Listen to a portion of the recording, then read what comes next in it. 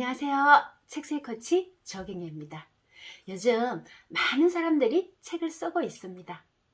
그런데 그 사람들을 가만히 보면은 책 쓰는 이유가 다 다양합니다.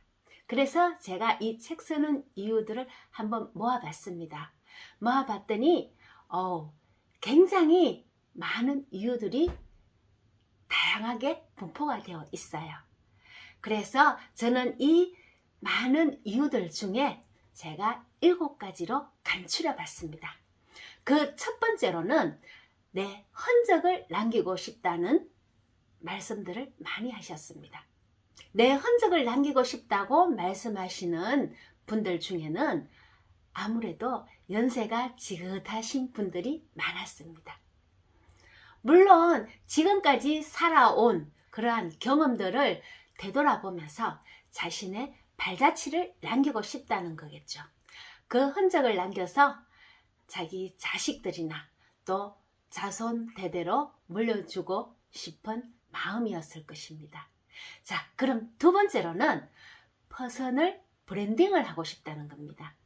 자, 퍼스널 브랜딩을 한다는 것은 내가 책을 씀으로 인해서 내 이름을 알릴 수 있는 그런 좋은 기회가 될 수 있죠. 그리고 사업을 하시는 분들은 내 이름뿐만 아니라 본인의 사업까지도 알릴 수 있는 아주 좋은 기회지 않습니까? 예를 들면은 10m만 더 뛰어봐 지으신 김영식 회장님이 있지 않습니까? 그분은 그 책을 씀으로 인해서 자기 이름뿐만 아니라 자기 사업을 크게 성공시킨 아주 좋은 케이스가 되었습니다. 자, 그리고 세 번째로는 돈을 벌기 위해서 책을 쓰고 싶다고 말씀하시는 분들도 많았습니다. 자, 그러면 책을 쓴다고 해서 어떻게 돈을 벌 수 있을까요? 그것은 다름 아닌 내가 책을 씀으로 인해서 내 책이 많이 팔리면 팔릴수록 인쇄비가 나오지 않습니까? 그 인쇄를 받는 경우도 있지만은 내 책을 읽은 독자들로부터 강의 요청을 받을 수가 있다는 거예요. 그럼 강의 요청을 받음으로 인해서 나는 강의를 할 수 있는 거죠. 그리고 더 나아가 그 강의를 들은 사람 중에서 또 나에게 코칭을 받을 수도 있는 거고요. 컨설팅을 또 받을 수도 있는 거 아닙니까? 그럼 바로 강의료를 받을 수 있고요. 또 코칭비를 받을 수 있고 컨설팅비를 받을 수 있지 않습니까? 그렇게 함으로 인해서 내가 돈을 벌 수가 있다는 거죠. 자, 그리고 네 번째로는 전문가의 자격증입니다. 내가 책을 씀으로 인해서 바로 나는 전문가로 인정을 받을 수 있다는 겁니다. 자, 그럼 부동산 하시는 분을 예를 들어 보겠습니다. A라는 사람은 거의 50년이라는 세월 동안 부동산업을 하신 분이에요. 그리고 B라는 사람은 이제 겨우 부동산을 한 지 2년밖에 되지 않았다고 칩시다. 그럼 이 A와 B 중에서 A는 거의 평생을 부동산을 업을 했으니까 이분이 전문가죠. 우리가 봤을 때는 이분이 전문가예요. 그런데도 불구하고 이분은 책을 쓰지 않았고, 그리고 B는 겨우 2년밖에 하지 않았습니다. 그런데도 불구하고 B가 부동산에 관련된 책을 썼다는 겁니다. 그러면 누가 더 전문가일까요? 분명히 평생을 해온 A라는 분이 전문가가 돼야 되지 않겠습니까? 그런데도 불구하고 2년밖에 하지 않은 B가 전문가라는 것입니다. 왜냐하면 많은 사람들이 이 책을 보고 B에게 연락을 해온다는 거죠. 이 책이 하나의 전문가의 역할을 해준다는 거예요. 그래서 평생을 부동산을 해왔지만 이분이 정말 전문가이지만은 전문가로서의 인정을 받지 못한다는 거예요. 그래서 우리가 전문가가 되기 위해서는 먼저 책을 써야 된다는 겁니다. 제가 가르친 작가님 중에서는 여행에 관해서는 전혀 아무것도 모르는 사람이었어요. 그분은 무슨 책을 써야 될지도 모르는 사람이었는데도 불구하고 저를 만나서 책을 쓰게 되어서 여행 전문가가 된 분이 있습니다. 그분은 아무것도 모르는 막막한 상태에서 저를 처음 만났습니다. 그리고 어떤 책을 써야 될지도 모르는 상황에서 그분의 자기소개서를 보고 이분은 여행에 관한 책을 쓰면 좋겠다 해서 여행에 관한 책을 쓰라고 했던 것이었어요. 자, 이렇게 여행에 관한 책을 쓰면은 여행 전문가가 되는 것이고요. 또 요리에 관한 책을 쓰면은 요리 전문가가 될 수 있고, 건강에 관한 책을 쓰면은 건강 전문가가 될 수 있다는 것입니다.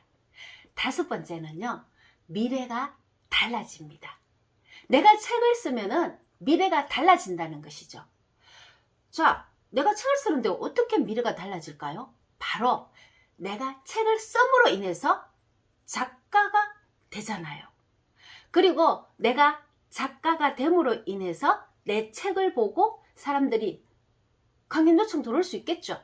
그러면 강연하러 가면 강연가가 되겠죠.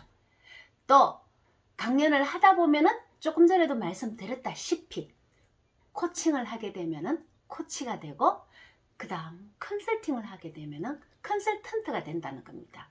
더 나아가서 나는 1인 기업가까지 되면서 세상 사람들에게 메신저의 역할을 할 수가 있다는 거지요.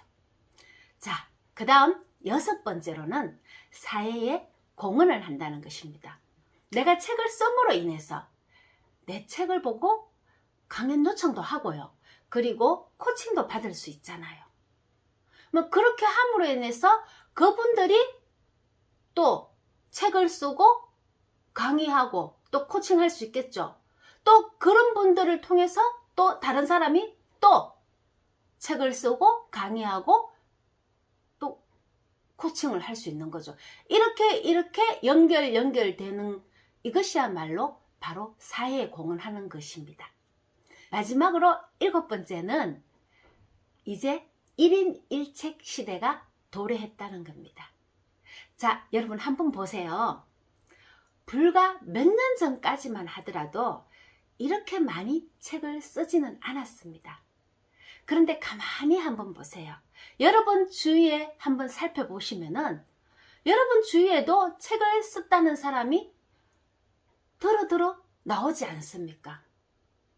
불과 몇 년 전만 해도 제 부근에서는 책을 쓰신 분이 없었어요. 그런데 제 주위에서 엄청나게 많은 사람들이 책을 쓰고 있습니다. 그리고 여러분들도 여러분들 주위에 책을 썼다는 사람들이 여기저기서 나오지 않습니까? 이만큼 책을 쓰는 분들이 기하급수적으로 늘어나고 있다는 것입니다. 나이 드신 분들도 요즘은 자서전이라도 써야 되겠다고 하시는 분들이 부쩍 늘었습니다. 옛날에는 박사학위 따신 분들이 거의 없죠. 그런데 지금은 너도 나도 박사학위 하나쯤은 다 가지고 있지 않습니까? 마찬가지입니다. 작가도 이렇게 많이 기하급수적으로 늘어나고 있다는 것입니다. 이제 곧 1인 1책 시대까지 도래하게 된다면 넣는 것이죠.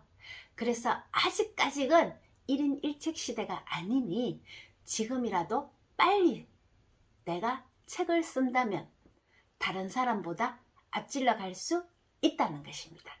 어떻습니까? 지금이라도 당장 책을 써야 되지 않겠습니까? 자, 여러분 화이팅입니다. 수고하셨습니다.